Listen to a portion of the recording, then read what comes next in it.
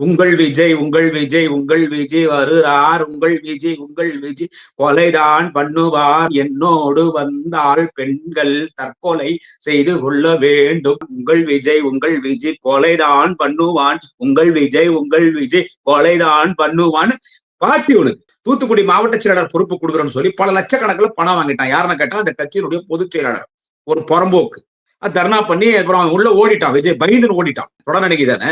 ஏன்டா எச்சோ பொறுக்கி புறம்போக்கு பாடு பசங்களா, யாடு மாடு லக்காடி பாடுஸ் பசங்களா. இப்போ அது தூத்துக்குடி தனியார் மருத்துவமனையில் இருக்குது. இப்ப இதுக்கு யார் பொறுப்பு? அந்த பொம்பளைக்கு எதனா ஒண்ணு ஆச்சுன்னா அதுக்கு விஜய் தான் முழு பொறுப்பு. அது எனக்கு பதவி கொடுக்கலன்றதுக்காக தற்கொலை முயற்சி பண்ணல, தூக்க மாத்திரை சாப்பிடல. நான் திமுக கைக்கூலி, திமுக சொல்லிதான் இதெல்லாம் செய்யறேன், நான் திமுக கைக்கூலி, அப்ப என்ன துரோகி ஆக்கிட்டியே. பொறுக்கி பையன் யாரு? விஜய் பொம்பளை பொறுக்கி. இவன் மேல ஒரு மோகத்தை வச்சு பெண்கள் எப்படி போனா கண்டிப்பா நீங்களும் ஒரு நாள் இந்த மாதிரி விஷம் சாப்பிட்டா ஹாஸ்பிட்டல்ல படுத்து கிடக்கு. அந்த யூடியூப் நடத்துற பொறுக்கி பசங்க இப்ப என்ன பண்றான்? விஷம் சாப்பிட்டுடுச்சு, விஷம் சாப்பிட்டுட்டா விஜய் வந்துடணுமா, பொறுப்பு கொடுத்தணுமா? பலமுறை சொல்லிட்டு கொலகாரன் கொலகாரன் கொலகாரன் கொலகாரன் கொலகாரன். அவன் ஒரு பொறுக்கி பரம்போக்கான் விஜய். அவனை செருப்பால் அடிக்கணும். அவனை நம்பி போனா நடு ரோட்ல தான் நிக்கணும்.